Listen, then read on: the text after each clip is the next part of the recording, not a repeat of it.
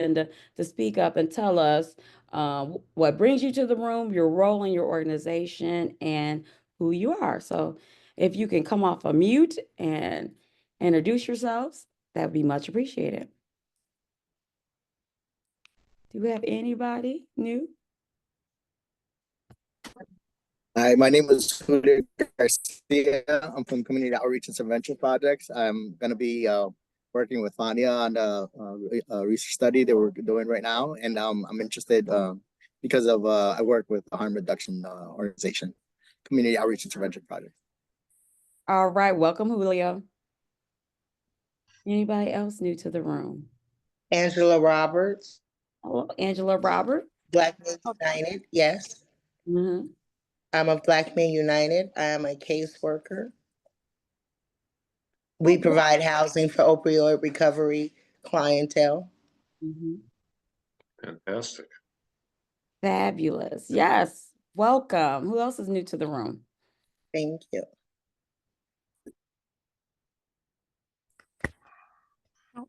Hi, my name is Wendy Lin. I work with the Chicago Department of Public Health, and I'm new to the city, but I work with geographical data, and I just wanted to sit in and just get a better understanding of everything you guys do around here. Welcome, Wendy. I am looking forward to working with you, especially with geographical data. I love it. Thank you. Anybody else new to the room? Hi, my name is Christine Mathis, and I'm with Westside Task Force. I was invited to the meeting. All right, Christine is our data person. She enters in all our data, and we are so happy to have you as part of the meeting. Yes. All right, I think that's it for those who are new to the meeting. If you could put your name, your contact information in the chat, that would be appreciated so that we can put you on our constant contact. And now for our next announcement. As you all know, there has been a drop in overdoses for the state of Illinois. We had a 10% drop, 9.7% drop in opioid overdoses. And I want you guys to give yourselves a great big hand for that, right?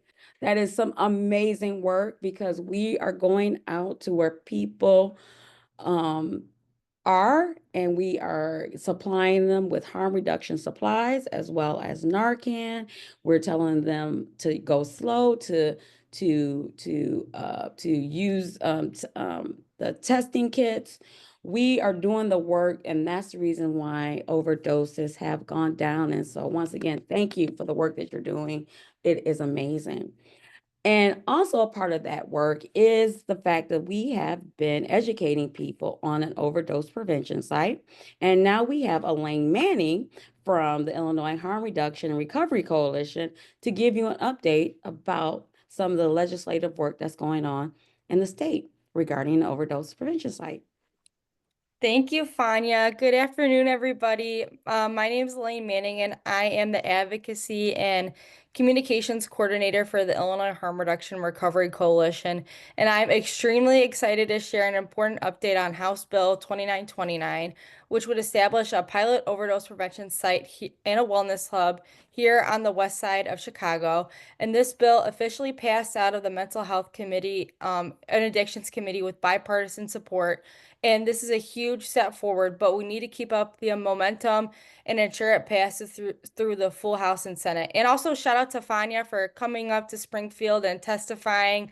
It was a big part of why it passed. So everybody give her congrats for doing that for us. So to give everybody a little bit of background on HB 2929, as we all know, the overdose crisis continues to devastate our communities, and we know that harm reduction saves lives. So HB 2929 would provide a safe, supervised space where people can use pre-obtained drugs, drug testing, and various other resources, which are proven strategies that reduce overdoses and connect people to care. So passing this bill means taking a critical step towards addressing the crisis with compassion, evidence-based solutions, and a real support for people who use drugs. So now we need your guys' help to push this forward, and here's how we all can take action. So it's really important to call and or email your state reps and tell them to support HB 2929 and let them know that harm reduction works, as we all know, and that Illinois needs to be a leader in saving lives. And then just spread the word and share this bill with your networks, post it on social media, and encourage others to reach out to their legislators. And then lastly, you can join us for Advocacy Day in Springfield on April 8th. And this is a really amazing opportunity to advocate in person and connect with fellow harm reductionists. And we want as many people possible to be there. So we're reimbursing for travel costs to get there to make sure anybody who wants to be there can come join us. And if it's okay, I'll share that in the chat to register if that's okay with Fania. And I have to also leave the call early, but if you have any questions, feel free to reach out. I'll drop my contact information in the chat, and please don't hesitate to connect with me. But thank you for your time, and let's keep pushing forward so we can make this happen. Thank you, Elaine. Thank you. And also too, Dr. Huggett educated us as well as John from CRA. They did a fabulous job educating the committee regarding the overdose prevention site and wellness center. And so we're excited about the next steps. It has to go to the floor and then it goes to the Senate, and then it goes to the governor's desk, and then somebody else has to sign off. So this is a long process, but it's to have a pilot program on the west side of Chicago. Dr. Huggett. Yes, thank you, Fania. I just would like to just add one thing, just to underline what Elaine said, that it was bipartisan.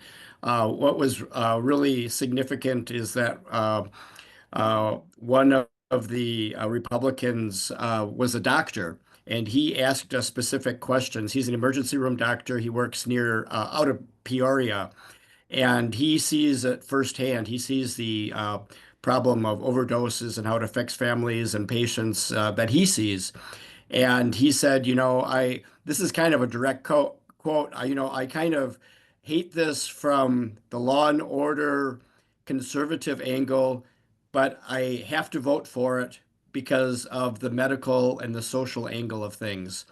And I think his saying that also brought on two more Republican votes on to join it. So it was really not just sometimes when we say bipartisan, it means like one Republican voted for it. This is bipartisan with three Republicans voting for it. And nothing wrong with Republican, Democrat, or whatever, but it was a little unusual.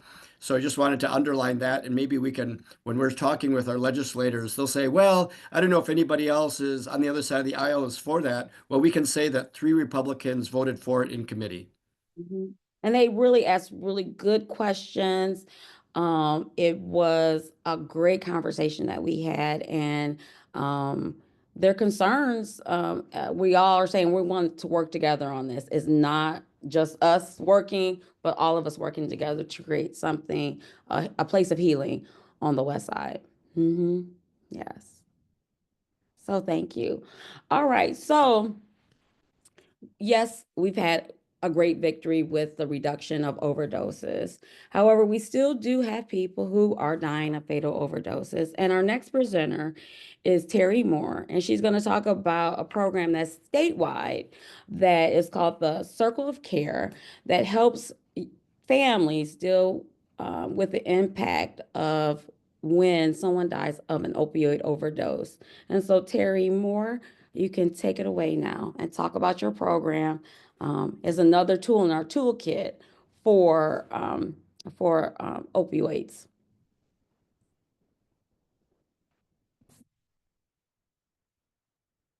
Did we lose Teri?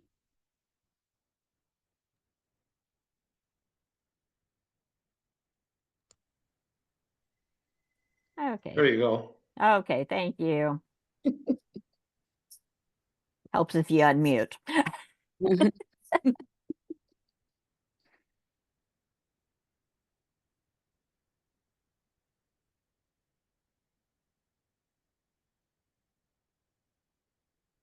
I'm going to go through these pretty quickly because I know you were time. My name is, like is Teri Moore. I'm the program planner for Circle of Care, which is support for children and youth and families grieving loss due to substance use related death and disorders. We're in partnership with the Illinois Family Resource Center, and the Our House is our umbrella agency out of Charleston, Illinois. And how did we get here? Like we said, exploring the connection between grief and substance use disorders, recognizing the need for additional supports, and looking at the data and lived experiences. Looking at the data from 2011 to 2021, 321,566 children lost a parent to a drug overdose. 1 in 4 children are impacted by the effects of a parent or caregiver misusing substances.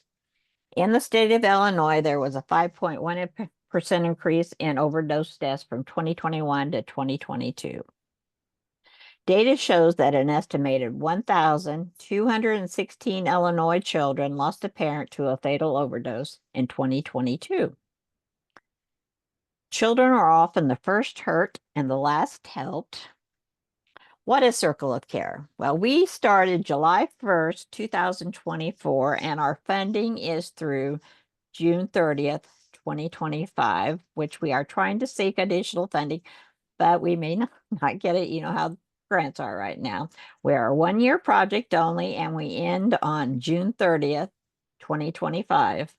And in this 9 months, and we have 3 months left, so we are going to create a whole bunch more stuff.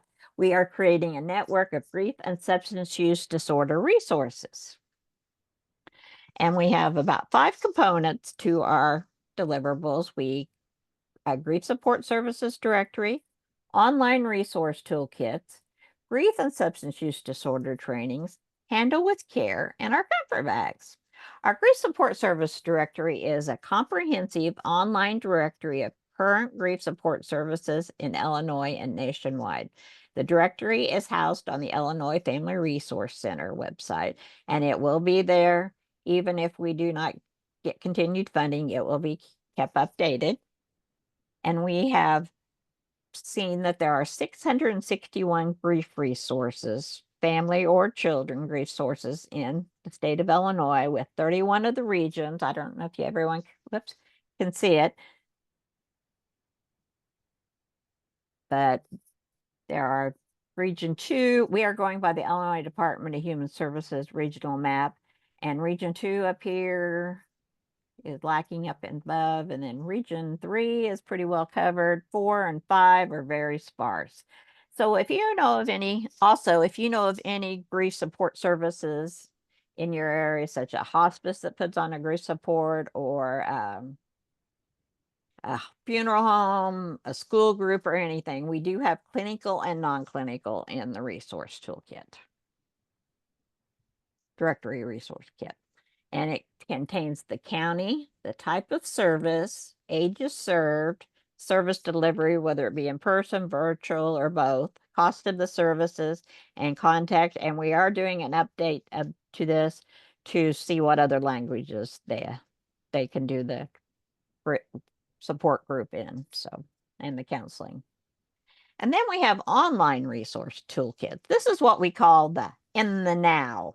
These are group of resources that consist of activities, videos, articles, etc. The reason we call it in the now is, say, little Johnny comes up to the neighborhood lady. He comes and visits every week and says, "My mommy died last week. She took too many pills." And the neighborhood lady doesn't know how to talk to him. She can go on this our toolkits, and we have them ages 0 to 5, ages 6 to 12, and ages 13 to 17, and find activities, stories, how to explain things, talk to Tommy, and any of these other things.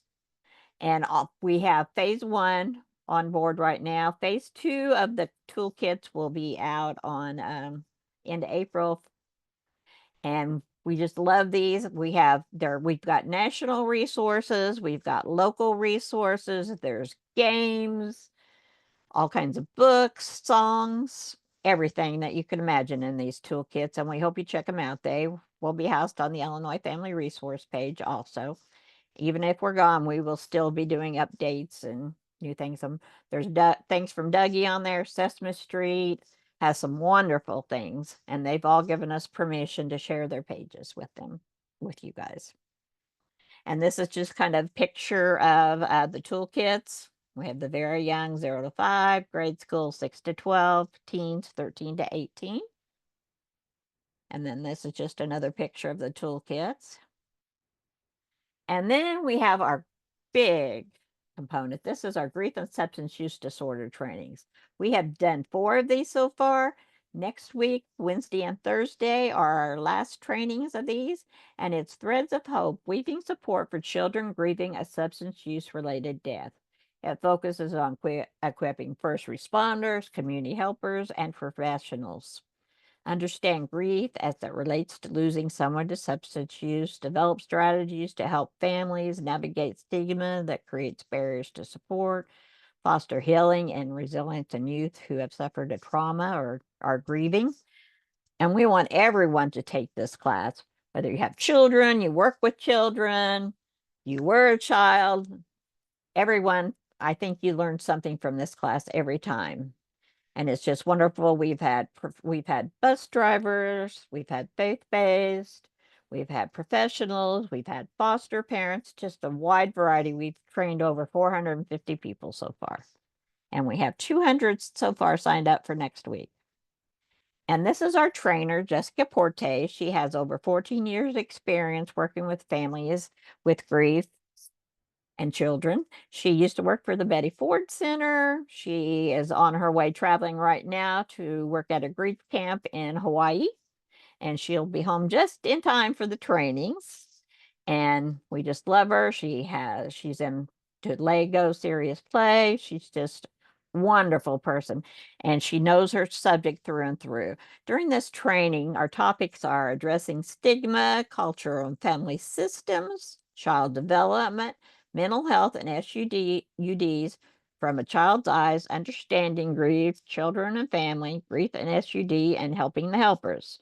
So, you never know when you're going to be that safe person for a child for them to come and talk to you.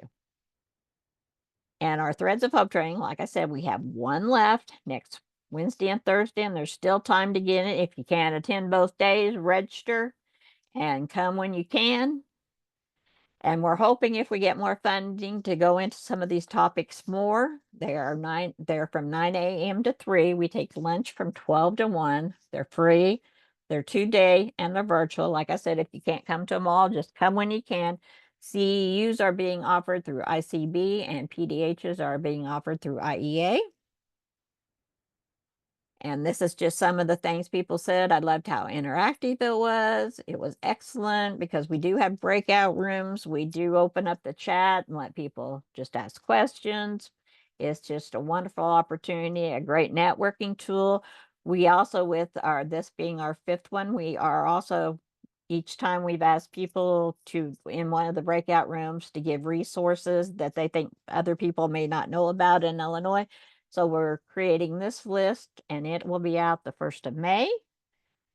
And then our last component, which we used to call a half component, but is turning into a very, very large component, is our comfort bags for kids. We are going to distribute 14,400 of these in across the state of Illinois.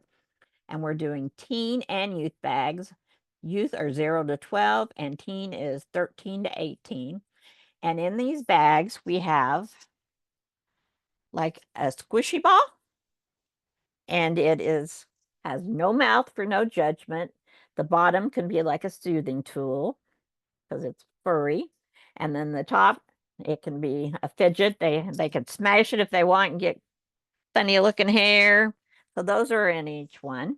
We have journals. We have the bookmark, The 7 C's by Jerry Moe, that says, I didn't cause it, I can't control it, I can't cure it, but I can help take care of myself by communicating my feelings, making healthy choices, and celebrating me. And on the back of the bookmark are hotlines. We also have wooden hearts and markers. And then in the children and the youth, we also have books about feelings. So we're really thrilled with these, and you can request these after you take the training, or also if you attend our Handle with Care initiative. Each comfort bag has a little letter in it that says, "Hi, this comfort bag was made just for you."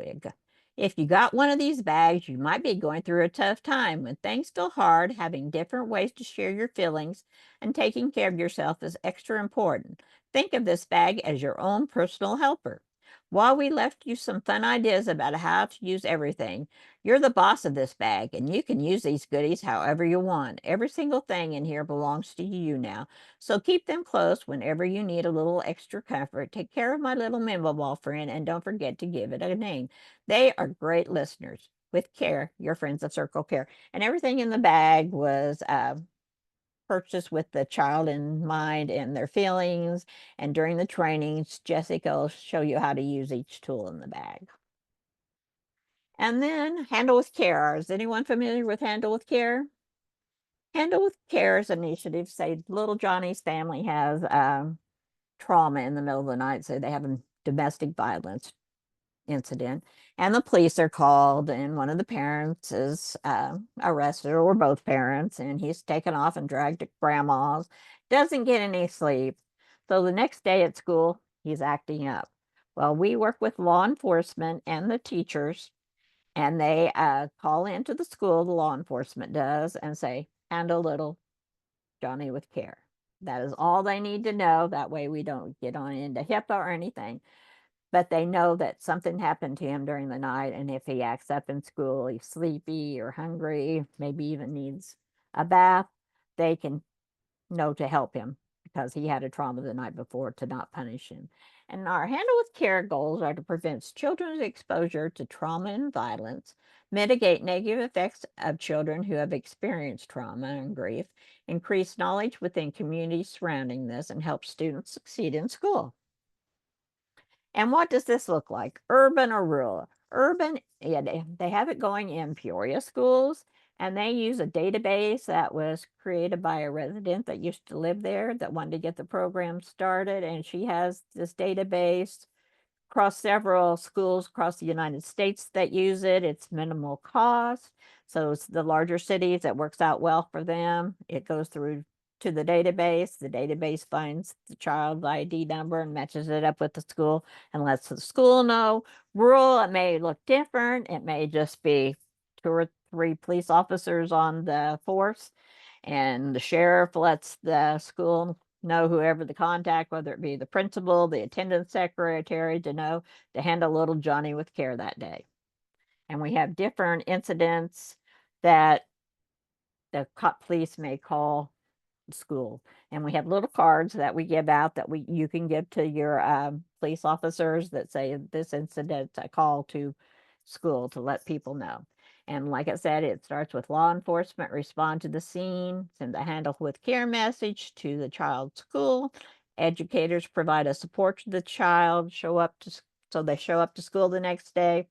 And like if the counselors can't handle it, most of the schools have another agency that can come on and help the child if they would need more counseling for this event, or if they've had several of these events. And we are doing discussion sessions on these, where we go into an hour talk with different professionals about their work with Handle with Care. And our next one is April 1st, 12 to 1. And May 8th is another evening one from 5 to 6. And they're free and they're open to everyone. And after you take this training and to attend this, you can also request some of the Handle with Care bags. Or the comfort bags, I'm sorry. And then I just like to show this page at the end. It's the Illinois Family Resources.org, where all the information is housed, where you can register for all the trainings and the discussion. And this is Liam. He's 8 years old, and he is our little marketing guy. His mommy died from a drug overdose, so he's in all our commercials. So you would just go to Illinois Family Resources, hit on Circle of Care, and on the side will come up all of our things. So we invite you to check it out. And it also a prevention page run by Nancy Phillips, who's been in the business over 40 years, and she has all kinds of resources on there. She has kinship care and family life and all kinds of things. So please check out our page. And these are the trainings and the mailing list if you'd like to get on our mailing list, because we hope to have something in June showing all, we're hoping to have a little, maybe a virtual conference and go into more subjects to just, or just to tell people about everything we've learned through this, because we have had discussions with adults that lived through substance use as with an adult that had substance use as a child. We've talked to teens that are living with it now.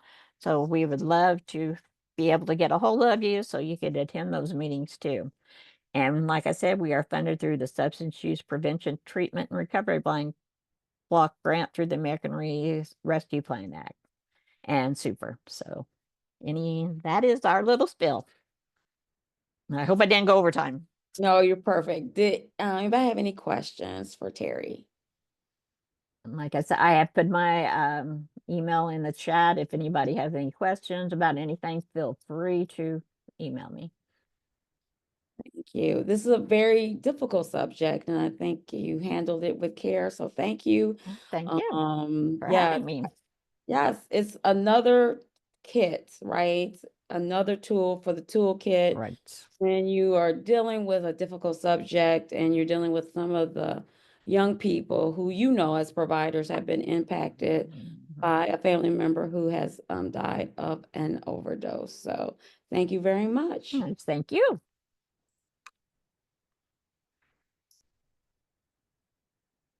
If you could stop sharing your screen, and then we will move on to Arham. Yes. Cool. Hey everyone.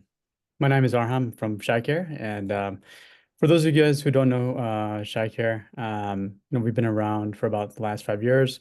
We started off right around the time of the pandemic with a mission of providing meals and essential items to the unhoused and the underserved community here in Chicago, with dignity and respect, right? And those two things are very critical to our mission, because even the meals that we serve, these are warm, nutritious meals that we would eat ourselves, right? It's with the respect that our people that are out there that don't have a meal readily available. And even the items that we pass out are items that are brand new, great quality. Again, so a lot of it is with the respect of the people that are living out there. So we started off about doing about 40 meals a week. Right now, we're up to about 2,000 meals a week. And a lot of that is done across 11 weekly programs. That includes these routes that we do where we load up with meals and volunteers into like our spinner vans, and then we drive throughout the city into different homeless encampments and migrant shelters and different homeless shelters to pass out these meals and these different items. We also have been doing these wellness fairs, and we currently are doing we were doing about 2 wellness fairs, and we just added a new one right now, which I want to talk about. The 2 wellness fairs that we've been doing were one of them is at the Forest Park train station, the Blue Line stop, and that's in collaboration with the Night Ministry as well as the Loyola Street Medicine team. And it's a way for the people that are essentially just kind of riding along the trains to come down, get a meal, and then also be able to take advantage of the other different resources that are available. So again, just more like a one-stop shop, so you can take advantage of a lot of different wraparound services that are available. Historically, we have seen that, oftentimes people will come for the meals and they'll stay for the services, right? And it's how we kind of collaborate together, and we work together with other organizations to increase impact, increase engagement with the people that need these services. We understand that meals are just a immediate impact. It's not like a long-term impact, but we feel like if we can drive people in to be able to take advantage of other resources that other agencies are able to provide that can have a long-lasting impact, I feel like that's where we can kind of play our role. In that same concept, we are partnering with Fania and Tim and the West Side Opioid and Heroin Task Force at the DFSS office at 10 South Kedzie. So in their auditorium, we provide meals, and then we've been working with Fanya's team for the last couple months to provide harm reduction materials for the residents of the area. We've been doing this on a weekly basis, so we're really big on consistency. So the people that know about these services, they know that at the very least that they can always come in, get a warm meal, get harm reduction services. So we started off more of like a pilot program before we start publishing it and notifying other people about it, and it's been going really, really well. So we've seen increased people coming in and taking advantage of the items that we're passing out. But at the same time, we've also have partnered with other agencies to provide different resources like housing support, case management, and other resources. So again, it's a great way for the people that are in the area to come in and take advantage of the different resources that all these different agencies are able to provide in a one-stop shop type of fashion. So yeah, I just more than anything, I want to invite everybody else here if you guys are interested in participating in these wellness fairs. Again, it's every Thursday from 10 to 2 at the DFSS office at 10 South Kedzie. I like to tell people that are interested in this wellness fair that it's pretty much an empty canvas, right?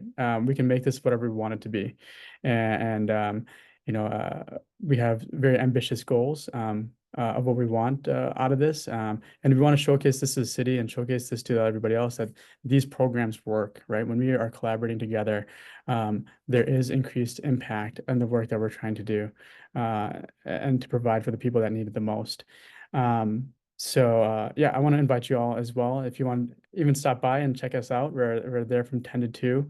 And if you want to partner with us as well, I'm going to leave my information in the chat. Please reach out to myself, Fanya, Tim, and we're more than happy to have you on. Even if you guys said I can only come like maybe once a quarter or even once a month, whatever that cadence is, we'd be very appreciative to have you on. And again, it's just a great way for us to kind of come together and give back to the community. I also want to just kind of plug this one more thing. Historically, we've been doing, we've been passing out food and these essential items. We're also going to be launching a street medicine program in the next couple months here. Again, same concept. We're boots on the ground. So we're going to be going out to these encampments, providing more like wound care and also different like screenings and vaccinations. So if you guys want to partner on some of that stuff too, please reach out to me. We're already going to be partnering with Fanya's team on that too, on the harm reduction side. I think that it's a great way for us to kind of just work together on this stuff. And we're hoping to, in the next couple months, also do add a new service to the wellness fair where our physicians can provide assessments for verification of disability. So if you guys have clients that are looking to have that form filled out and be assessed by a physician, we're gonna have that also available at the wellness fair. But yeah, just wanna put that out there as well. Yeah, we'd love for you guys to kind of stop by. It's been great because 10 South Kedzie has welcomed us, right? To go into that big room, to set up tables and the food provided. And like Arham said, once the food is there, people sort of relax.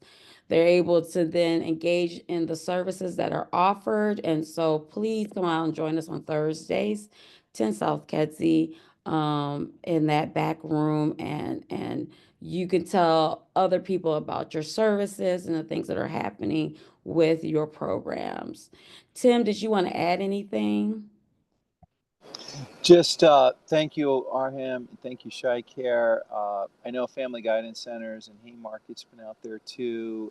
It's been good to see the 10 South Kedzie leadership has been inviting organizations to come in as well. So they're really behind this. I'm putting in the chat now to reach out to Arham, reach out to Lucius, or reach out to me. If you can come out and join us, we have a lot of space in the big room there for services, and it's nice for us to be there when people are eating, and it kind of makes it easier for them to come up afterward. Perhaps they eat, and look for, learn more about what we can do to support them. Thank you. All right. I see there's a question in the chat. Arham, make sure you Yeah, place exactly. information. Please partner with Shy Care. They're doing some amazing stuff. All right. Any questions for Arham? Oh, okay. All right. We're moving right along. In our quest for continuous improvement in our outreach programs, Luther has been agitating me to ask you all about how can we make outreach, street outreach better, right? And so we want to ask you all really what's working, what's not working, what we can do to improve our street outreach. So this is your opportunity to tell us, the West Side Heroin Opioid Task Force, the street outreach part, what we can do to improve our street outreach presence for those who we serve on the West Side. So does anybody have any suggestions, ideas, comments for that? Or are we doing everything perfect? What's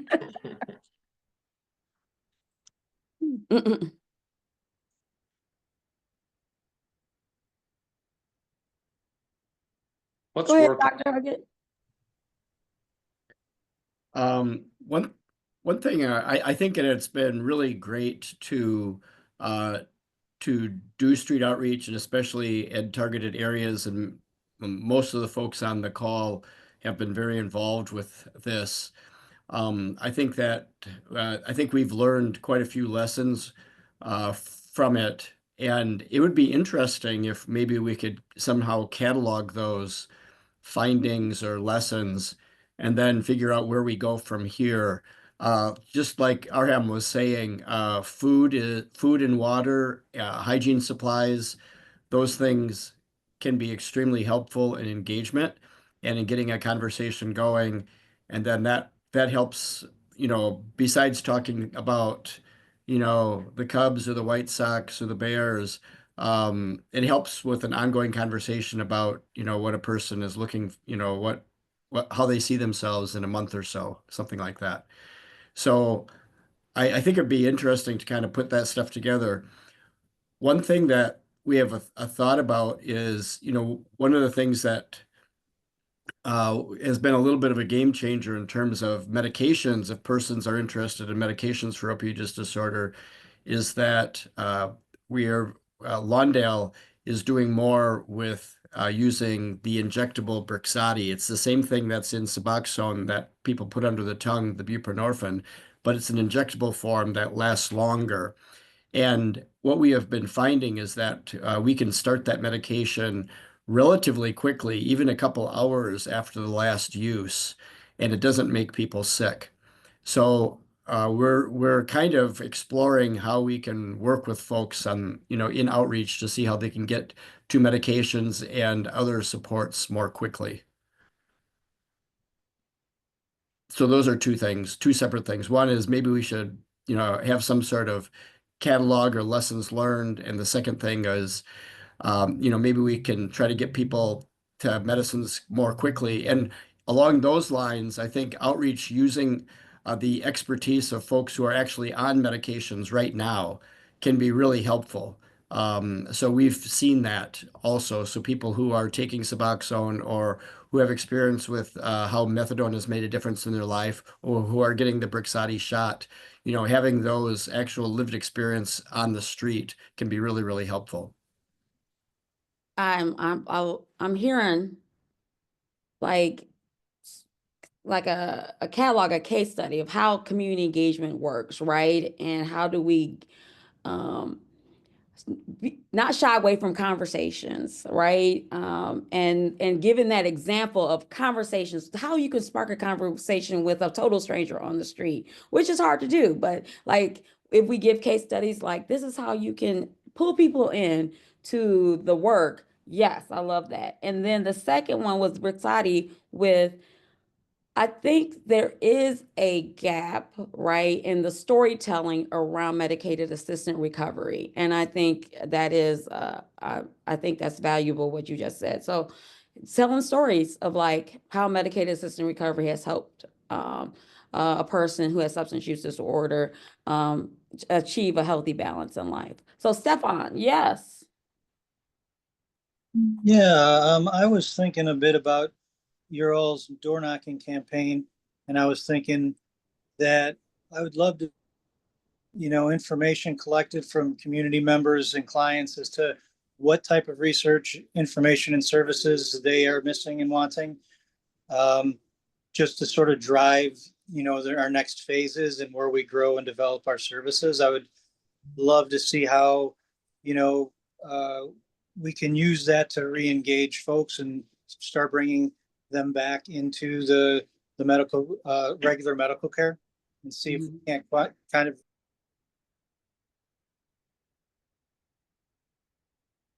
Did I lose Stefan?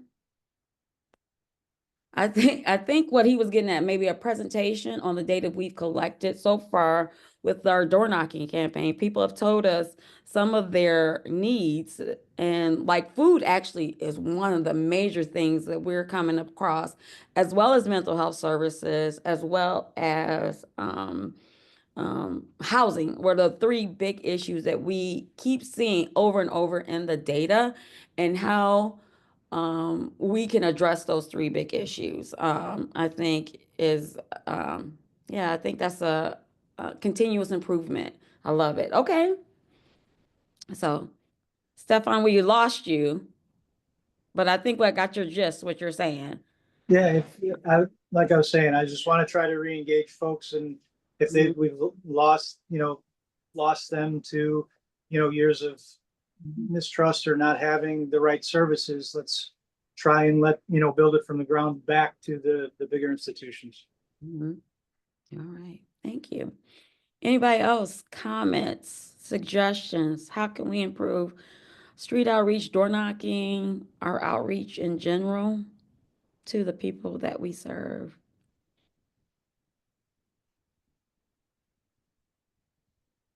Well, we will discuss this more because we're going to have an in-person meeting in April. And so I'm going to give you guys a month, like, to look at your street outreach, look at your outreach work and say, how can we do this better? Like, what can we do? What is working well? And like, tell us your best practices, as well as what's not working well and how we can improve, like, what's not working well.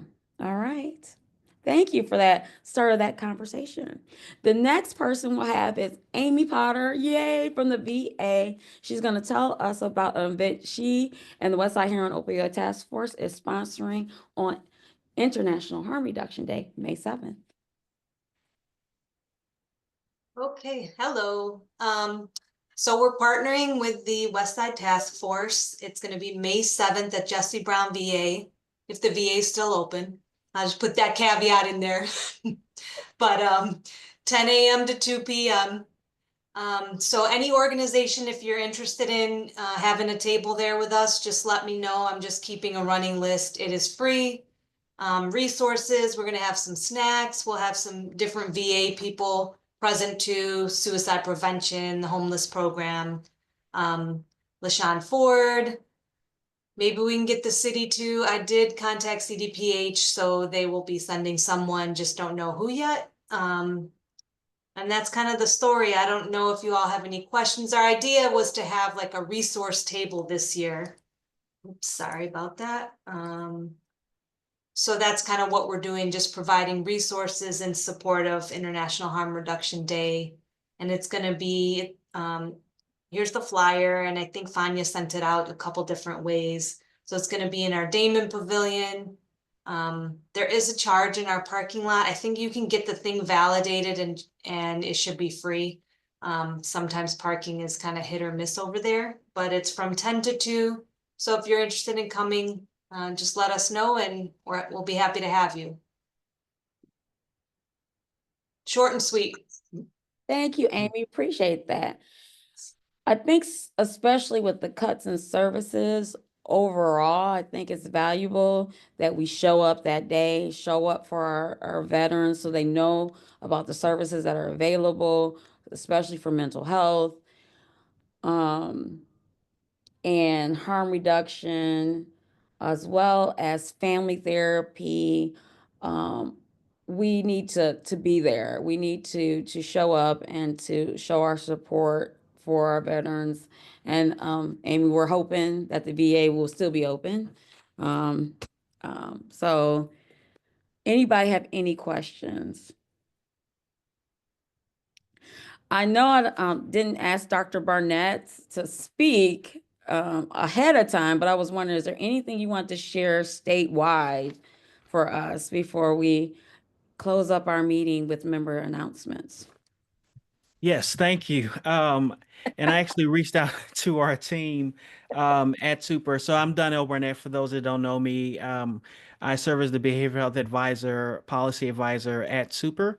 And I just had a few things to share with the group. Firstly, Pastor Fon, you mentioned it earlier. We are very encouraged about the data that we're seeing. We know that there's still quite a road ahead, but wanted to extend thank you to all of you on behalf of the leadership team at Super, to you for the fantastic work that you're doing. We know that your efforts are making a difference. And so just wanted to, make sure that you hear that message from us.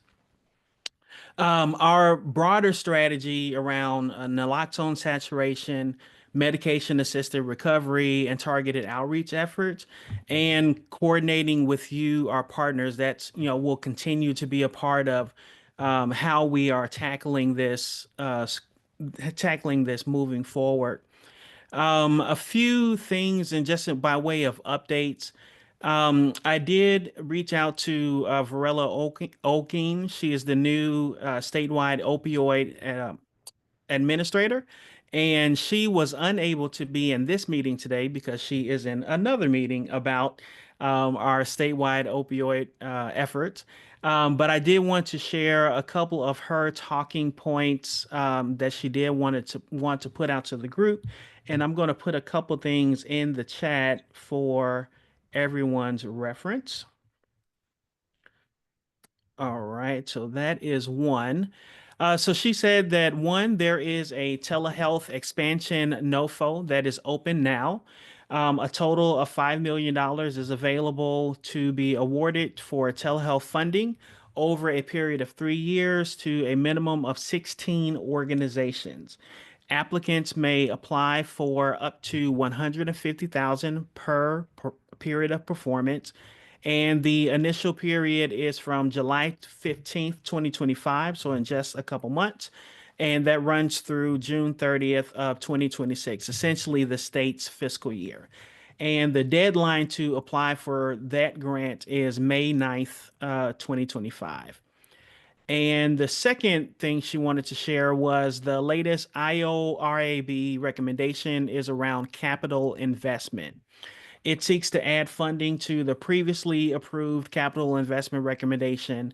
So about $20 million of the one-time fund will be used to create permanent supportive housing, to the point that was just raised, for individuals with opioid and other substance use disorders that also experience homelessness.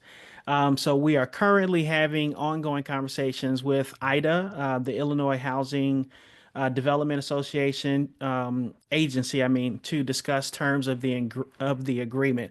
And I should have mentioned that literally while we were in this meeting, our sister division of mental health, just put out has a NOFO out as well, also dealing with housing. So you all might want to check that out.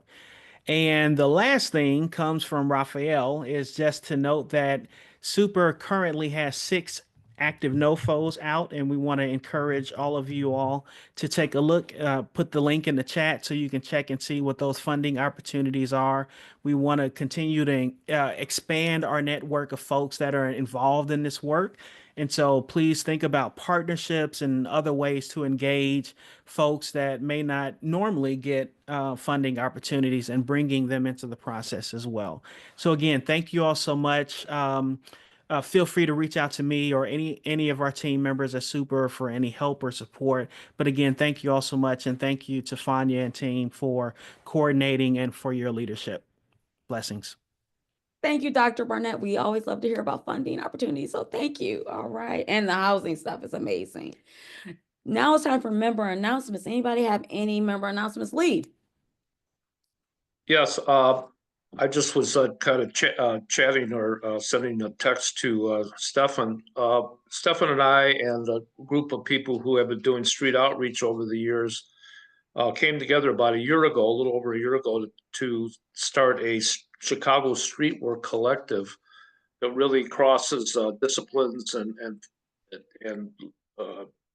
neighborhoods, et cetera, et cetera. And if you're interested in finding out more about it, we do have a Google group that I can't really find and copy the right address. But if you're interested, in let me know. I put my information in the chat.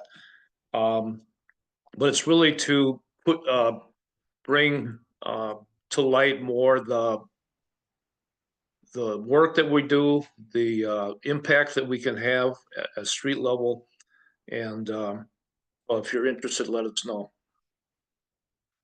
I didn't sell that too well, but it's a really good group. And just give me an idea what happens with the Google group. Somebody will say, hey, we've got a lot of hygiene kits here that we can give out. Please let us know. Or we're looking for this particular person. They give out the number, the HMI number, so that somebody were out there working at the campus or on the street could let the person know that there's room for them. So it's been very, very helpful. In addition to our meetings where we do some sharing. So thank you. I see Lindsay's got her hand up. Yeah, absolutely. Hey, everyone. My name is Lindsay Bridegum, and I'm a substance use specialist with Chicago Public Schools. And I really quickly wanted to share a resource with you all that I was hoping to get everyone's eyes on. I'm going to drop it in the chat right now, but this is a running document. This is the Chicago Resource Guide that CPS is putting out. So this is just a comprehensive one-stop shop for Chicago services in the area. And this is something that goes out to all of our RSPs, so our social workers, our counselors, our psychiatrists, psychologists, all the things, and it also goes out to all of our CPS parents. So, we did our best to make sure we got everyone on there, but we'd love if you see that maybe your organization is not on there and you provide services, not only mental health or behavioral health services, but also housing, food, internet, anything that falls under. Please let us know. We'd love to include you if you provide services to anyone under the ages of 18, or if you know of any other organizations, maybe it's not yours, but that we've missed. If you could either email me or the mental health email is at the bottom of each page of the document. We'd love to make sure that we add you, everyone's organizations on. Thank you. Thank you, Stefan. Yeah, I just wanted to let everyone know we were luckily awarded a small micro grant to put on a drug treatment summit on the South Side in this coming August. So we're working with the South Side Task Force. It's going to be superimposed on their August 19th meeting, 4-hour meeting with lunch served, mostly with the idea of just finding out who's doing what on the South Side and connecting all the providers to try and work on that continuum and try and work on our ability to refer folks with warm handoffs. So yeah, if anybody wants to be invited, let me know. I'm happy to. We're just in the early stages now. It just happened this week. So yeah, anyway, we're looking forward to that. And we're hoping, their stated goal is to be like the West Side Opioid Task Force, right? To develop and grow and be that hub of communication and outreach. So I'm really excited to be working with them about that. Very good. Denise.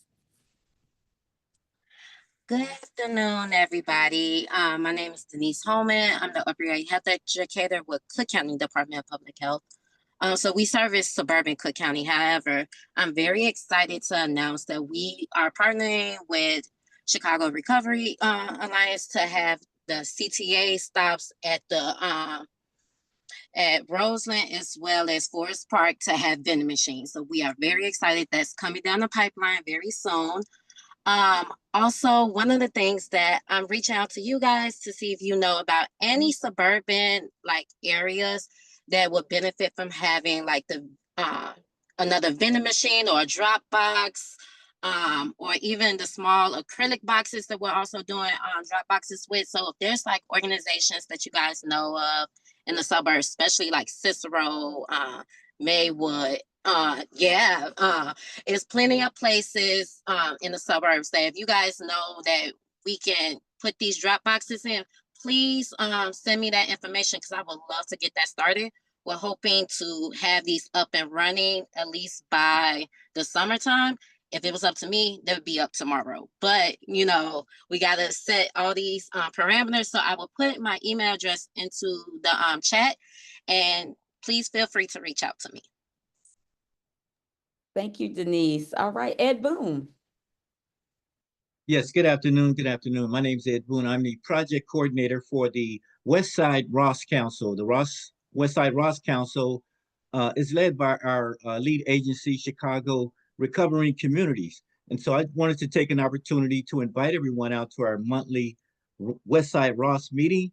Our next meeting, March 28th, will focus on the TASK organization. Will be unveiling we're rolling out their new online portal where you can go online and order Narcan units, and they will be delivered out to you, to your door. Someone will be hosting on that. And also we'll have a presenter, Sandy Mays, who has written 2 books talking about the spiritual connection to recovery. So we hope everyone can join us out for that March 28th meeting.